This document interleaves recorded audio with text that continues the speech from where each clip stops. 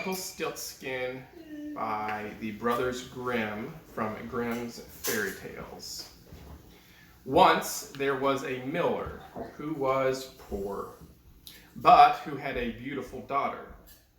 Now it happened that he had to go and speak to the king. And in order to make himself appear important, he said to him, "I have a daughter who can spin straw into gold." The king said to the miller, "Now that is an art which pleases me well.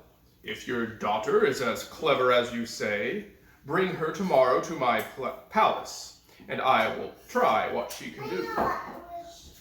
And when the girl was brought to him, he took her into a room which was quite full of straw, gave her a spinning wheel and a reel, and said, "Now set to work, and if by tomorrow, early in the morning, you have not spun this straw into gold during the night, you must die." That's a pretty intense sentence for his father's or for her father lying, huh? Yeah. Well, thereupon he himself locked up the room, and he left her in it alone. So there sat the poor miller's daughter, and for the life of her, she could not tell what to do. She had no idea how straw could be spun into gold, and she grew more and more miserable, until at last she began to weep. But all at once the door opened, and in came... You know what came in? A little tiny man. And the little man said, "Good evening, Mistress Miller. Why are you crying so?" "Alas," answered the girl, "I have to spin straw into gold, and I do not know how to do it." "What will you give me," said the mannequin, "if I do it for you?" "My necklace," said the girl. The little man took the necklace, seated himself in front of the wheel, and whir, whir, whir, whir, 3 turns, and the reel was full. Then he put on another one, and whir, whir, whir, 3 times round, and the second was full too. And so it went on until the morning, when all the straw was spun, and all the reels were full of gold. By daybreak, the king was already there, and when he saw the gold, he was astonished and delighted. But his heart became only more greedy. You know what that means? He wanted more. He wanted more. He had the miller's daughter taken into another room full of straw, which was also a big room, but this time even much larger. More straw. And he commanded her to spin that also in one night, if she valued her life. The girl knew not how to help herself, for again, she didn't actually spin it into gold. And she was crying when the door again opened. And the little man appeared and said, "What will you give me if I spin that straw into gold for you?" "The ring on my finger," answered the girl. The little man took the ring, again began to turn the wheel, and by morning had spun all the straw into glittering gold. The king rejoiced beyond measure at the sight, but still he had not had enough gold.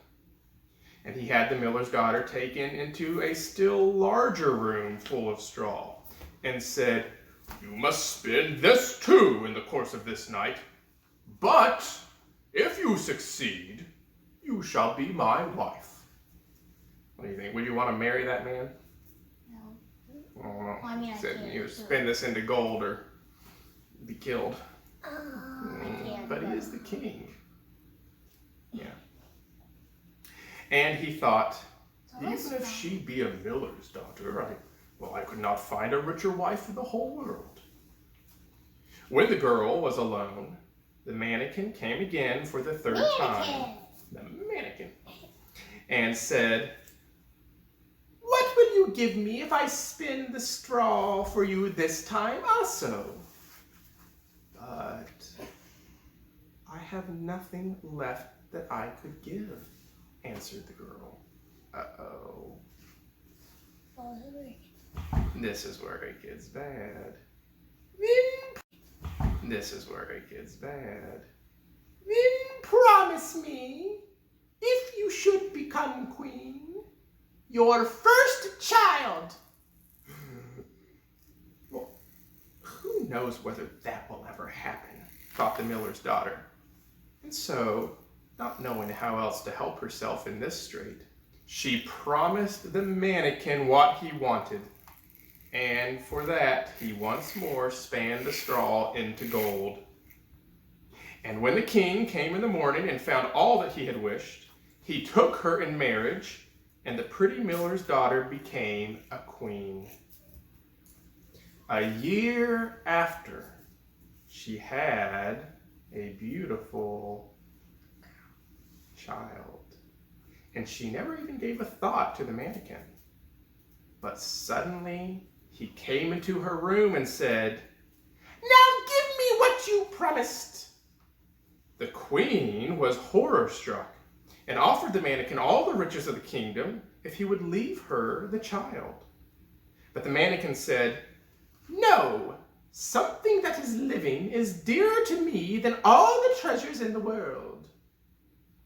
Then the queen began to weep and cry so that the mannequin pitied her. "I will give you 3 days' time," said he. "If by that time you find out my name, well, then you shall keep your child." So the queen thought the whole night of all the names that she had ever heard, and she sent a messenger over the country to inquire far and wide for any other names that there just might be. Then the mannequin came the next day. She began with Casper, Melchior, Balthazar, and said all the names she knew one after another.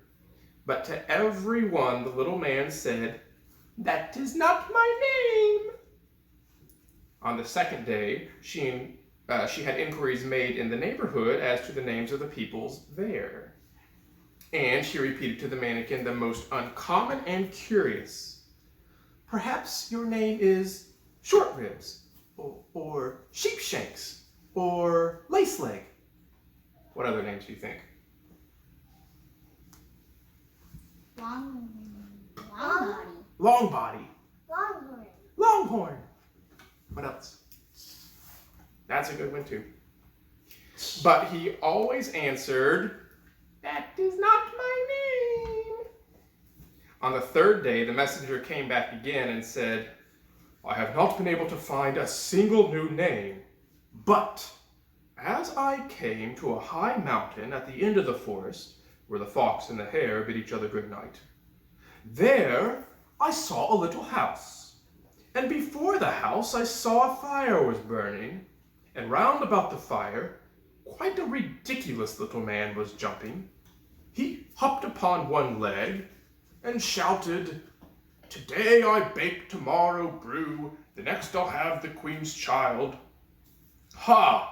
Glad am I that no one knew that Rumpelstiltskin I am styled.'" You may think how glad the queen was when she heard the name.